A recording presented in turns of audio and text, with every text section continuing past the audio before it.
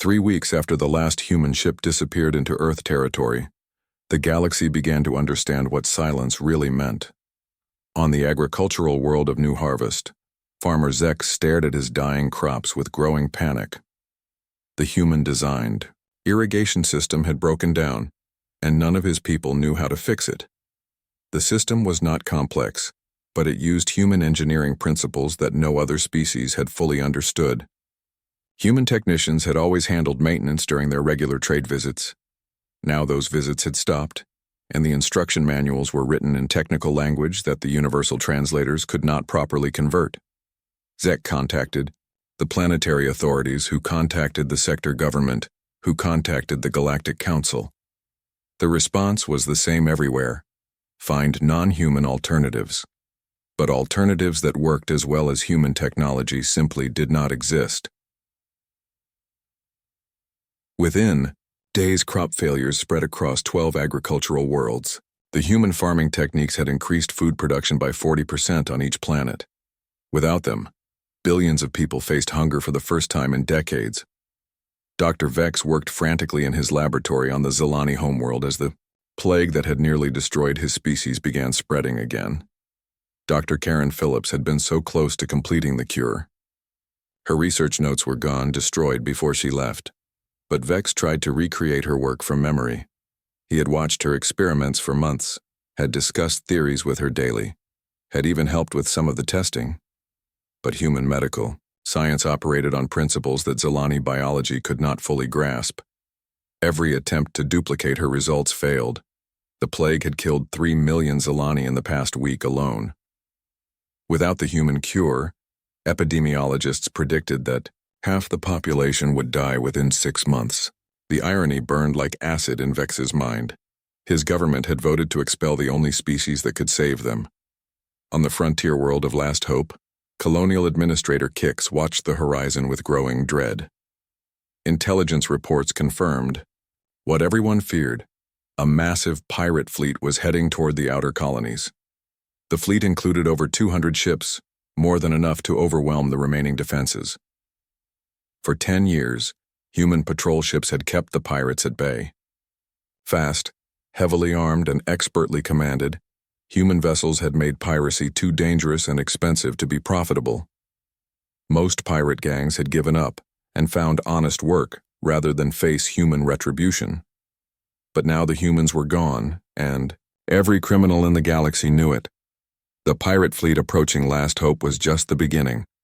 Intelligence sources reported at least 6 other major criminal organizations mobilizing for attacks on undefended worlds. Kix tried to contact the Council Defense Network for assistance. The response was not encouraging. Admiral Jorek of the Vorthak fleet explained that without human ships, the defense network could only protect about 30% of the frontier worlds. Priority would be given to strategic locations and heavily populated planets. Last Hope had neither strategic value nor a large population. Kix and his 50,000 colonists were on their own. The economic collapse began on the trading world of Prophet's End, where the Galactic Commerce Exchange tracked interstellar trade. Without human manufacturing technology, production costs increased by an average of 60% across most industries. Human-designed factories had been faster, cleaner, and more efficient than anything built by other species. Exchange Director Plix watched the numbers with growing alarm. Trade volume dropped by 40% in just 2 weeks. Shipping costs doubled as human transport companies withdrew their faster, larger vessels. Most shocking of all, technological innovation virtually stopped overnight.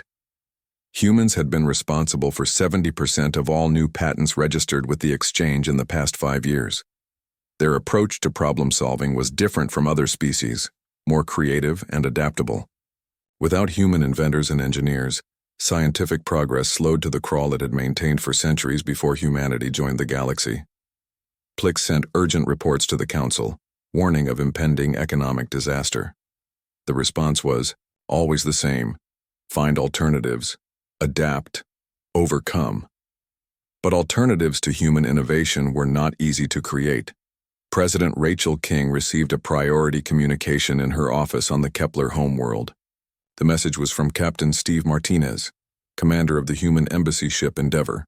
The ship had maintained diplomatic relations with the Kepler Republic, since they were the only species to vote against expulsion. Madam President, Captain, Martinez's image appeared on her screen. We have been monitoring galactic communications and are aware of the increasing crisis situations throughout Council space. The Kepler Republic's vote of support for humanity has not been forgotten. Rachel leaned forward eagerly. Captain Martinez, we desperately need human assistance. Our colony on Kepler 7 reports that a devourer swarm is heading directly toward them. Without human military support, the entire colony will be destroyed. Captain Martinez nodded sympathetically. I understand your situation, Madam President. However, current Earth government policy prohibits military intervention in Council space. The Galactic Charter specifically forbids member species from interfering in each other's internal affairs. But this is not an internal affair. This is an external threat that humanity has always helped us face. That was when the Kepler Republic was considered an ally. Unfortunately, your continued membership in the Galactic Council creates certain legal complications. Captain Martinez paused. However, there may be an alternative solution. Rachel's heart jumped. What kind of alternative? The Human Colonial Alliance is accepting applications for associate membership. Associates receive full military protection and access to human technology and medical research. The application process typically takes 48 hours for qualified applicants. And what qualifies an applicant? Withdrawal from the Galactic Council and formal recognition of human sovereignty in all disputed territories. Captain Martinez's expression remained neutral. Associate members must also agree to share any technological discoveries with the Alliance and provide mutual defense support when requested. Rachel stared at the screen, understanding the choice before her. Stay with the failing council and watch her people die, or abandon the galactic community for human protection. Captain Martinez, how long do we have to decide? According to our analysis, the devourer swarm will reach Kepler 7 in 36 hours. I will need your decision within 12 hours to arrange appropriate defensive measures. After the transmission ended, Rachel called an emergency session of the Kepler Parliament. The debate was brief and intense. Some argued for loyalty to the galactic community. Others pointed out that the galactic community had just demonstrated its inability to protect them. The vote was unanimous. The Kepler Republic would withdraw from the Galactic Council and apply for associate membership in the Human Colonial Alliance. News of the Kepler defection spread rapidly through galactic communication networks. Other species began reconsidering their own positions. If the Kepler, known for their loyalty and honor, were abandoning the Council, perhaps the situation was worse than anyone had admitted. On the Zelani homeworld, government officials met in emergency session as plague deaths reached 5 million. Prime Minister Sek paced the council chamber as his advisors argued. We must contact the humans directly, urged Health Minister Jor. Pride will not save our people. The council vote was final, insisted Defense Minister Cole. To approach humanity now would be admitting we were wrong. We were wrong, Jor slammed his hand on the table. We let fear and jealousy drive us to expel the only species that could help us. Now our people are dying because of our stupidity. Similar debates raged across the galaxy as the consequences of humanity's absence became impossible to ignore. The hive masters faced agricultural collapse. The deep swimmers dealt with underwater cities that were failing without human maintenance technology. The Flux discovered that their energy networks, upgraded with human improvements, were breaking down faster than they could be repaired. But the most terrifying crisis was developing along the frontier. The devourer swarms, apparently sensing the withdrawal of human defenses, began moving toward inhabited space in unprecedented numbers. Long-range sensors detected at least 12 major swarms heading for populated sectors. Without human ships to stop them, these ancient enemies of all life would soon reach the heart of galactic civilization. The Council's military forces, weakened by the loss of human vessels and technology, were simply not strong enough to mount an effective defense. As the fourth week after humanity's departure began, a grim reality settled over the galaxy. The species that had voted to expel humanity as a threat were learning that the real threat had been their own fear and pride. Now they faced the consequences of their choice, and those consequences were becoming more dire with each passing day. The humans had not threatened revenge. They had simply withdrawn their protection and allowed the galaxy to face its enemies alone. It was a lesson in dependence that no species would ever forget, assuming any of them survived to remember it. 6 months after humanity's departure, the galaxy was dying. Admiral Susan Clark read the reports in her office aboard the battleship New Earth, now stationed safely in human space. The intelligence came from automated monitoring stations that humans had left behind, hidden sensors that tracked the spread of chaos across what had once been galactic civilization. The numbers were staggering. 47 worlds had fallen completely to devourer swarms. The pirate fleets had grown bolder, now operating in organized flotillas that attacked major trade routes with impunity. 3 entire species faced extinction from diseases that human medicine could have easily cured. General Mike Cooper knocked on her door and entered without waiting for permission. The two had served together for 15 years, defending alien worlds that had now expelled them both. His weathered face showed the strain of watching former allies destroy themselves through pride and fear. The Vorthak Empire has fallen, he announced without introduction. Chancellor Morvok's government collapsed yesterday. 3 separate devourer swarms hit their homeworld simultaneously. Susan looked up from her reports. Casualties? Unknown. Communications went dark 12 hours ago. Long-range sensors show massive energy discharges consistent with planetary bombardment. Mike sat heavily in the chair across from her desk. The Vorthak fleet tried to make a stand. They lost 80% of their ships in the first 6 hours. Susan nodded grimly. The Vorthak had been one of the most vocal supporters of humanity's expulsion. Chancellor Morvok had personally accused humans of being a threat to galactic stability. Now his civilization was paying the price for that short-sighted decision. Any word from the council? She asked. Mike laughed bitterly. What council? Half the member species have either been destroyed or withdrawn to their homeworlds. The Zilani government fell last week when the plague killed their entire leadership.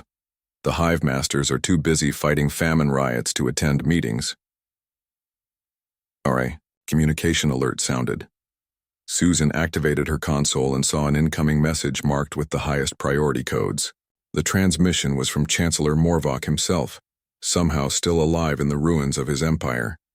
The proud Vorthak leader who had once stood 12 feet tall now appeared broken and desperate. His magnificent chamber was gone, replaced by what looked like an underground bunker. Explosions could be heard in the background. Admiral Clark. Morvok's voice shook with exhaustion and fear. I know humanity has no reason to help us.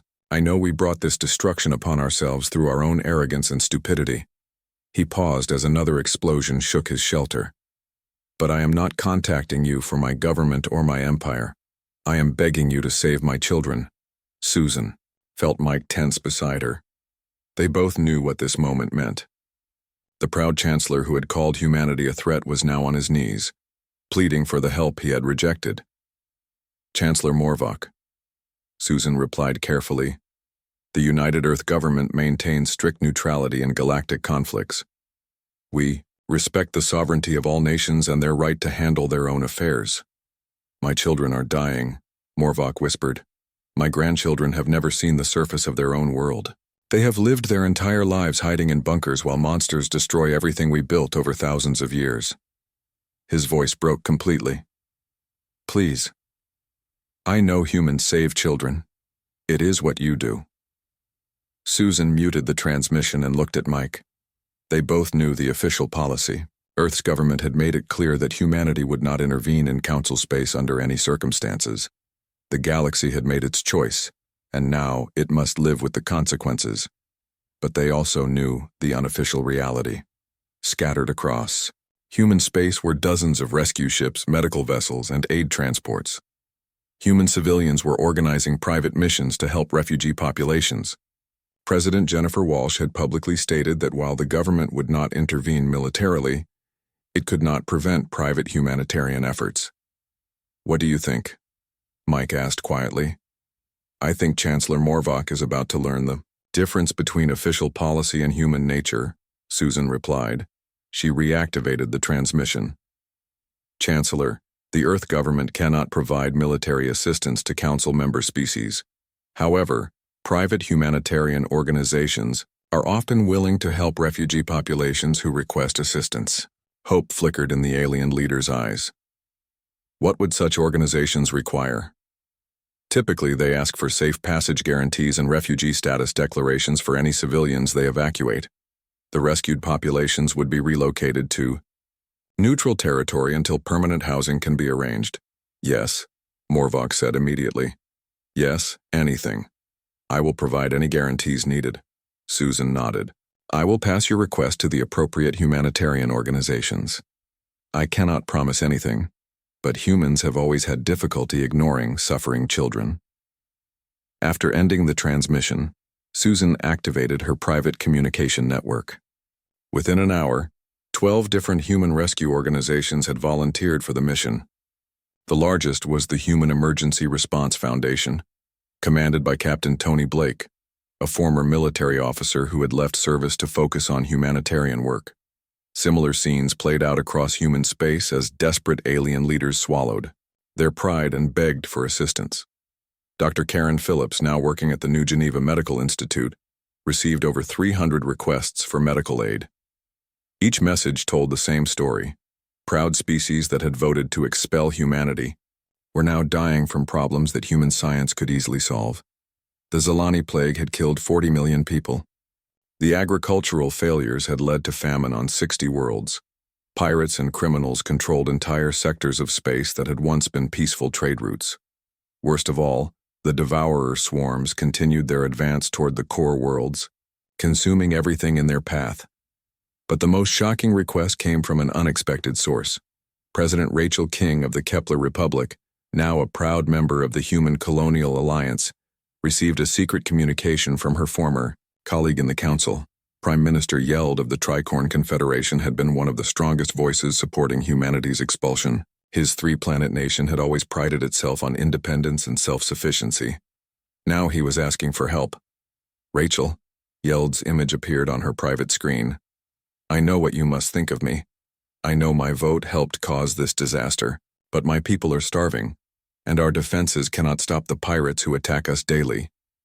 Rachel studied her former colleague's haggard appearance. The confident leader she remembered was gone, replaced by a desperate man watching his civilization collapse. What are you asking me to do, Yeld? I want to apply for membership in the Human Colonial Alliance. I know it means leaving the Council, but the Council no longer exists in any meaningful way. He took a shaky breath. I have spoken with my planetary governors. We are prepared to formally apologize to humanity and request their protection. That decision will need to come from human leadership, not from me, Rachel replied. But I can tell you that humans are generally forgiving people. They care more about future cooperation than past mistakes. Rachel forwarded Yeld's request to the Alliance leadership. The response came within hours. The Tricorn Confederation would be welcome to apply for associate membership after completing a formal reconciliation process and agreeing to Alliance defense protocols. News of the Tricorn application spread rapidly through what remained of galactic communication networks. Other species began reconsidering their positions. If proud nations like the Tricorn were willing to admit their mistakes and seek human protection, perhaps survival was more important than pride. But for many species, the realization came too late. The Spiral Federation lost their homeworld to a devourer attack while their government debated whether to contact humanity. The Crystal Builders watched their entire civilization crumble as their technology failed without human maintenance support. The galaxy that had once seemed so vast and powerful was learning a harsh lesson about dependence and gratitude. The species that had expelled humanity for being too strong were discovering that strength shared in friendship was very different from strength imposed through conquest. Humanity had offered partnership, protection, and progress. The galaxy had chosen suspicion, pride, and isolation. Now, as their worlds burned and their people died, the survivors finally understood what they had lost. But understanding came with a price. For some, it was already too late to pay. Within 6 hours of the council vote, every human in galactic space received the same message. Captain Lisa Brooks read it on the bridge of her battleship Defender as her crew prepared for another patrol along the dangerous outer rim. The message was short and clear. All humans must return to Earth territory immediately. No exceptions. Lisa had commanded the Defender for 3 years, protecting alien colonies from the mysterious creatures everyone called the Devourers. These dark entities appeared without warning, consumed entire planets, and left nothing behind except empty space. Human ships were the only ones fast enough and strong enough to fight them effectively. "Ma'am," called Lieutenant Paul Anderson from the communication station, "we're getting emergency signals from the Zilani colony on Outpost 7. They say a devourer swarm is heading their way and asking for immediate assistance." Lisa looked at the message on her screen again. Her orders were clear.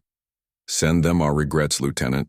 Inform the colony that human ships are no longer authorized to operate in Council space. They should contact the nearest Council fleet for assistance." "But ma'am, the nearest Council fleet is 6 days away. The Devourers will reach the colony in 12 hours. Lisa's jaw tightened. She had saved that same colony twice before. The people there knew her name and sent her pictures. Their children had drawn of her ship. But orders were orders. "Send the message, Lieutenant." Across the galaxy, similar scenes played out on hundreds of human ships and stations. Commander Alex Turner oversaw the evacuation of Research Station Omega, humanity's largest scientific outpost in Council space. The station housed laboratories where human and alien scientists worked together on projects that benefited the entire galaxy. Dr. Karen Phillips supervised the destruction of 10 years of research on the Zilani plague. Her team had been only days away from completing a cure that could save millions of lives. Her alien colleagues watched in horror as she personally deleted decades of accumulated data. "Karen, please," begged Dr. Vex, a Zilani scientist who had become her close friend. "You cannot destroy this work. My people are dying." Karen's hand shook as she entered the final deletion codes. "I'm sorry, Vex. The Galactic Medical Compact clearly states that advanced medical research cannot be shared with non-allied species. The Council made their choice. But surely this is different. This is about saving lives." Karen turned away from her computer and began packing her personal belongings. "The law is the law. If the Council wanted access to human medical research, they should have thought about that before they expelled us." On the massive trade station known as Merchants, Rest businessman Peter Grant quietly liquidated the largest human commercial operation in Council space. Human innovations in manufacturing and agriculture had revolutionized trade in this sector. Human-designed factories produced goods faster and cheaper than any alien technology. Human farming techniques had ended food shortages on dozens of worlds. Peter worked through the night, selling equipment, terminating contracts, and transferring assets back to human space. His alien business partners pleaded with him to reconsider. "Peter, you cannot leave now," said Krell, a successful hive master trader. "The new harvest season starts next month. Without human farming equipment, half the agricultural worlds in this sector will face famine." Peter shrugged as he signed another transfer document. "Then I suggest you contact your government representatives. Perhaps they can negotiate with the Council to reverse their decision. You know they will never do that. The Council vote was final. Then you have a problem." Peter's voice held no emotion. "As of today, all human agricultural technology in Council space is being withdrawn. Any attempts to copy or reverse engineer our equipment will be considered theft of intellectual property." The most shocking withdrawal came from the Frontier Defense Network. Admiral Susan Clark commanded a fleet of 50 human warships that formed the backbone of galactic defense against external threats. For 10 years, her ships had held the line against devourer incursions, pirate fleets, and other dangers from outside known space. The alien commanders of the defense network gathered for an emergency meeting as Admiral Clark's fleet prepared to depart. General Morvok of the Vorthok Empire led the desperate group. "Admiral Clark," Morvok's massive form towered over the communication screen. "Surely you understand that the defense network cannot function without human ships. Your vessels comprise 60% of our effective firepower. Admiral Clark sat calmly in her command chair, her uniform crisp and her expression neutral. General Morvok, I understand your concern. However, the United Earth government cannot justify using military resources to defend species that consider us a threat to galactic peace. But the outer colonies will be defenseless. Pirates alone will devastate the frontier worlds, not to mention the devourer threat. I have complete confidence that the Council will find adequate solutions to these challenges. After all, they governed the galaxy for thousands of years before humans arrived. Morvok's voice grew desperate. Admiral, we can work something out. Perhaps a separate agreement outside the Council framework. I'm afraid that's impossible. The Council vote was clear. All human presence in Council space must end within 72 hours. That includes military cooperation agreements. Admiral Clark leaned forward slightly. I'm sure you understand our desire to comply fully with the Council's wishes. Within 48 hours of the vote, human ships began departing from every corner of Council space. They left in perfect order, taking their technology, their knowledge, and their protection with them. Not one human complained or protested. They simply packed up and left. The speed and efficiency of the withdrawal amazed even the Council members who had voted for it. Human evacuation fleets arrived exactly on schedule. Every piece of human equipment was removed or destroyed. Every research project was terminated. Every trade agreement was dissolved. President Rachel King of the Kepler Republic watched from her office as the last human transport ship departed from Kepler Station.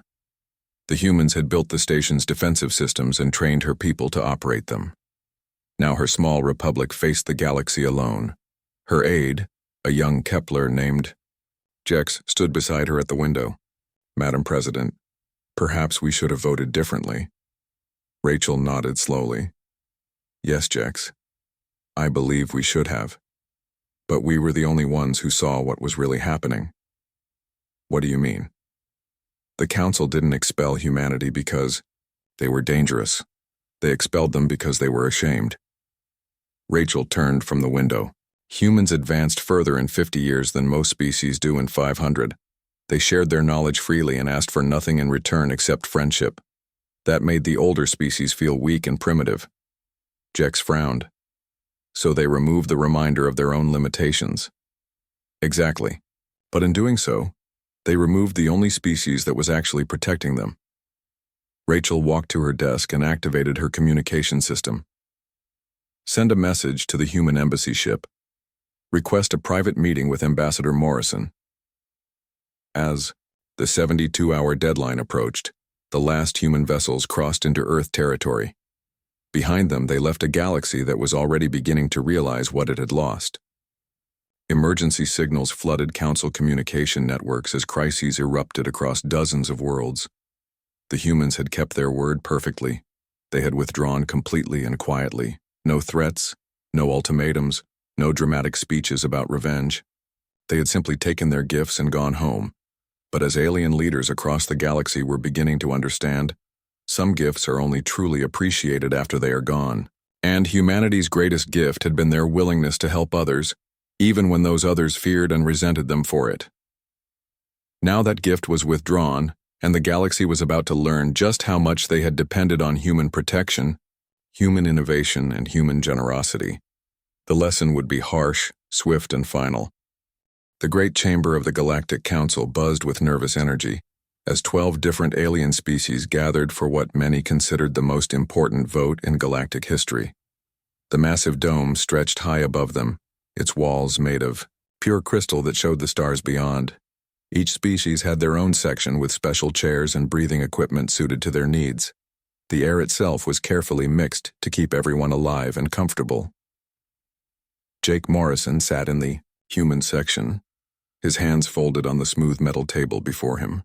He was a tall man with gray hair and deep lines around his eyes from years of diplomatic work. Next to him sat Dr. Helen Carter, the chief science advisor, and General Frank Davis, who commanded the human military forces in this sector of space. The three humans looked calm, but Jake could feel the tension in the room like a physical weight. The Zilani Prime Minister stood at the center podium, her blue skin shimmering under the chamber lights. Her voice carried across the room with electronic help from the translation system. We gather today to address the growing threat that humanity poses to galactic peace and stability. She paused and looked directly at Jake. In 50 short years, humans have expanded their territory by 300%. They have built military ships faster than any species in recorded history. They refuse to share their advanced weapons, technology with the Council. Jake wanted to speak, but the rules said he must wait his turn. The Zilani continued their accusations. They spoke of human colonies that grew too fast, human traders who made too much profit, and human scientists who kept their discoveries secret. Each complaint made Jake's jaw tighten a little more. The Vorthak Chancellor rose next, his massive form towering over the podium. His species had ruled much of the galaxy for thousands of years before humans arrived. The humans claim they want peace, he rumbled, his voice like distant thunder. But they build warships that can destroy planets. They create weapons we cannot match. They are preparing for conquest, not cooperation. Dr. Carter leaned close to Jake and whispered, "Those warships are defending the outer rim from the Devourers, they know that." Jake nodded but said nothing. The truth would come out during his turn to speak. One by one, the other species added their voices to the growing chorus against humanity. The insect-like hive masters clicked and buzzed about human expansion into their traditional hunting grounds.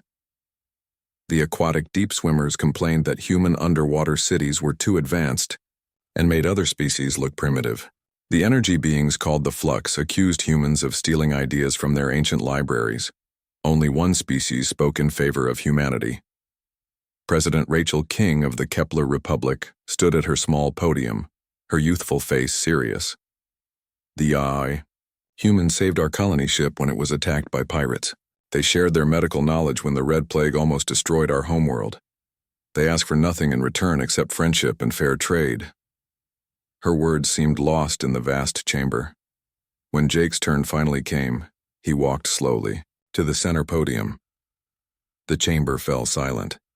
Every eye, sensor, and detection organ focused on him. He looked around the room, taking in each delegation, each species that had once called humanity friend. "Honored representatives," Jake began, his voice steady and clear. "You speak of human expansion, but you forget that we only settle empty. Worlds are worlds whose original inhabitants invite us. You fear our military strength, but those same ships have saved your colonies from pirate attacks 47 times in the past 5 years. He paused, letting the number sink in. You worry about our technology, but we have freely shared our medical advances, our agricultural improvements, and our manufacturing techniques with any species that asked. The only technologies we keep private are our defensive weapons, and only because the Galactic Charter specifically allows each species to maintain military secrets." The Vorthak Chancellor interrupted. "But humans advance too quickly. Your species threatens the natural order of galactic civilization." Jake smiled. "Sadly, we threaten nothing except stagnation and fear. But if the Council believes we are a danger, then we will respect your decision." The vote was called. One by one, each species cast their judgment. The result was clear. 11 votes to expel humanity from the Galactic Council, with only the HFY Kepler Republic voting in favor of keeping humans as members. The Zilani Prime Minister read the final declaration. By majority vote of the Galactic Council, humanity is hereby expelled from galactic civilization.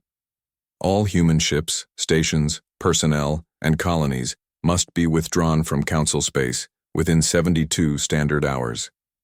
Any human presence after this deadline will be considered an act of war against the galactic community.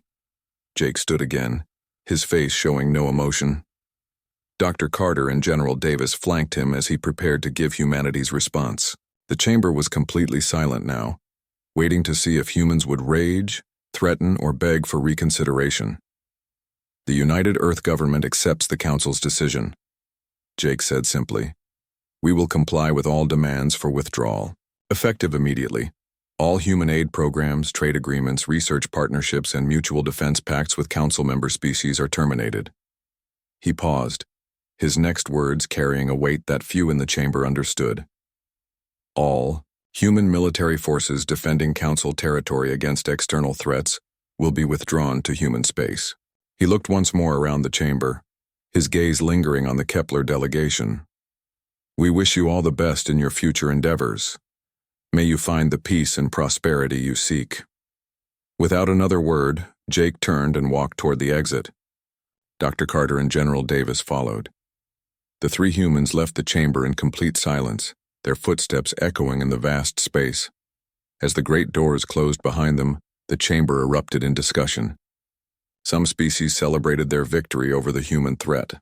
Others worried about what they had just done. But in the excitement of the moment, few paid attention to a small detail that would soon prove catastrophic.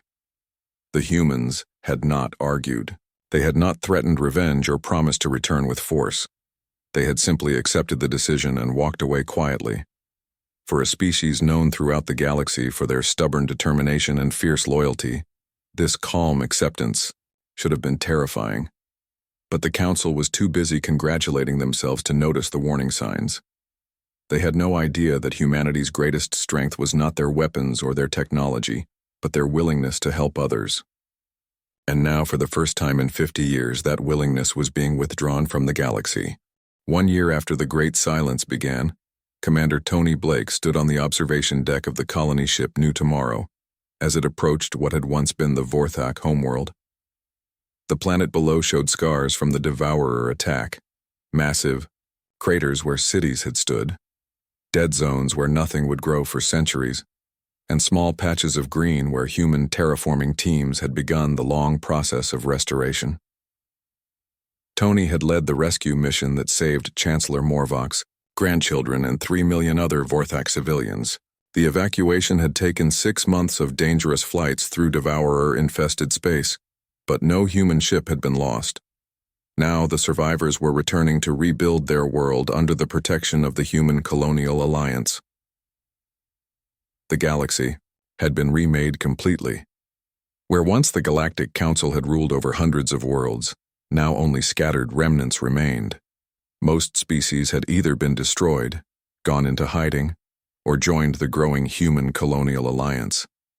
The alliance now included 47 different species, all bound together by mutual respect and shared defense. Dr. Karen Phillips walked through the New Geneva Medical Center, the most advanced research facility in known space. Her latest breakthrough had finally eliminated the Zilani plague completely, but the cure was only available to Alliance members and approved humanitarian cases.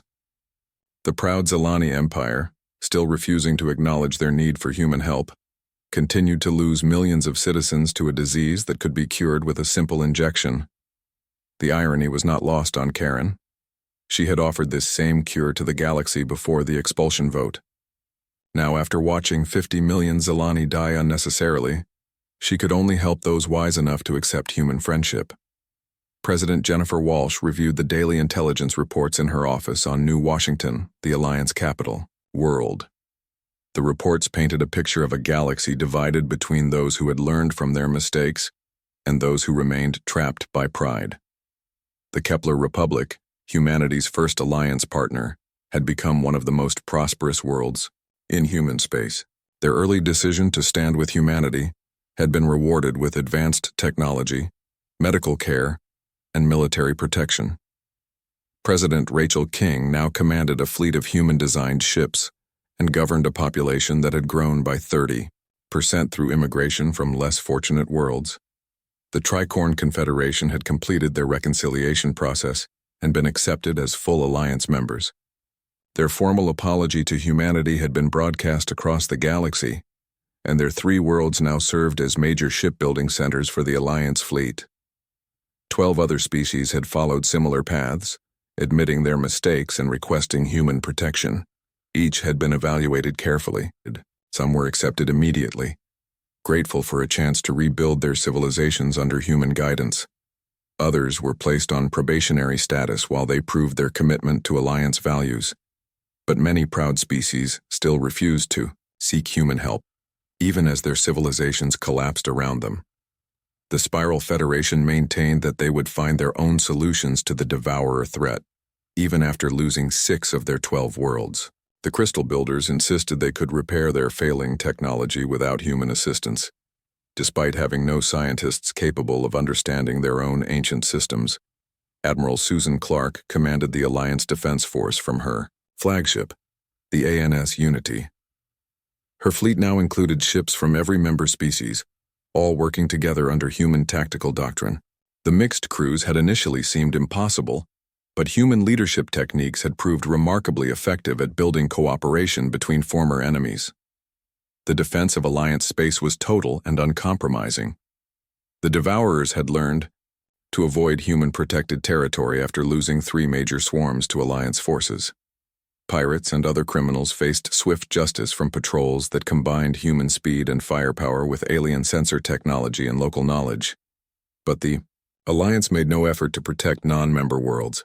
When the Vorthak Empire had fallen, Susan's fleet had remained safely in Alliance space, watching the destruction but taking no action. Only when the survivors requested help had humanitarian missions been authorized. Captain Steve Martinez still commanded the embassy ship Endeavor, but his role had changed completely. Instead of representing humanity to the Galactic Council, he now managed relations between the Alliance and the scattered remnants of independent species. His ship visited neutral worlds, offering trade agreements and protection pacts to any species willing to work with humanity. The most difficult visits were to worlds where former allies struggled with failing systems and growing threats. Steve remembered every species that had voted for humanity's expulsion, and he made sure they remembered too. On the trade world of Merchant's Rest, Steve met with the remaining leaders of the Galactic Commerce Exchange. Director Plix, who had once overseen a thriving interstellar economy, now managed the economic collapse of half the galaxy. Captain Martinez, Plix said, as they sat in what had once been a bustling trade center, now mostly empty. Surely we can reach some arrangement. The exchange has always been neutral in political matters. Steve smiled politely. The Human Colonial Alliance is happy to trade with any legitimate commercial organization. However, we do require certain standards for our trading partners. What kind of standards? Alliance member status or formal recognition of Alliance sovereignty in disputed territories, or completion of the reconciliation process for species that previously voted to expel humanity from the galactic community. Steve's tone remained friendly. We find these requirements help ensure stable long-term relationships. Plix's shoulders sagged. The exchange had been one of the strongest supporters of humanity's expulsion, arguing that human economic success threatened traditional trade relationships. Now they faced bankruptcy without access to human markets and technology. The transformation was most visible in the former council chambers on Nexus Prime. The great crystal dome still showed the stars, but most of the delegation booths stood empty. Only 7 species maintained representatives, and they met mostly to coordinate evacuation efforts for their failing colonies. Jake Morrison, now serving as Alliance Secretary of External Affairs, visited the chambers once each month to observe the proceedings. He sat in the visitors' gallery, watching the representatives of species that had once commanded vast territories, now begging each other for basic supplies. The current session was discussing a formal request to the Human Colonial Alliance for emergency food aid. The remaining council members had finally acknowledged that their people were starving, but they still insisted on approaching humanity as equals rather than supplicants. Perhaps, suggested the Hive Master representative, we could offer the Alliance valuable consideration in exchange for temporary assistance. Jake almost laughed. The Hive Masters had lost 80% of their territory to famine and civil war. They had nothing valuable to offer except their submission, which they still refused to provide. After the session ended, Jake was approached by the Zilani representative, one of the few survivors of the plague that had killed most of their leadership. Ambassador Morrison, the young Zilani said quietly, "My people are dying. Surely humanity cannot simply watch an entire species become extinct." Jake studied the alien's desperate face. Humanity has never sought the extinction of any species. We have offered medical assistance to the Zilani people many times over the past year, but your conditions are impossible. You ask us to abandon our sovereignty and submit to human authority. We ask you to join a community of equals united by shared values and mutual respect. The same offer we made 50 years ago when we first encountered your people. Jake's voice remained calm. The only difference is that now you understand the consequences of refusing. The Zilani representative looked around the mostly empty chamber. And if we continue to refuse? Jake shrugged. Then you continue to face your challenges alone as you chose to do. The Alliance will not force membership on anyone. As Jake left the chamber, he reflected on how completely the balance of power had shifted. The species that had once looked down on humanity as dangerous newcomers now begged for the help they had rejected. Those wise enough to accept human friendship prospered under Alliance protection. Those too proud to admit their mistakes faced extinction. The galaxy had learned that strength without wisdom was worthless, that pride without substance was destruction, and that fear of others' success led only to one's own failure. Most importantly, they had learned that humanity's greatest weapon was not their technology or their military might, but their willingness to help others. Now that willingness was extended only to those who truly valued it. The galaxy that had once rejected human friendship was gone forever, replaced by one where cooperation and mutual respect determined survival. In the end, the humans had not conquered the galaxy through force or intimidation. They had simply offered their hand in friendship, waited for a response, and then respected the choices that others made. Those who chose friendship found prosperity and protection. Those who chose fear and pride found exactly what they had always expected from humanity: nothing at all.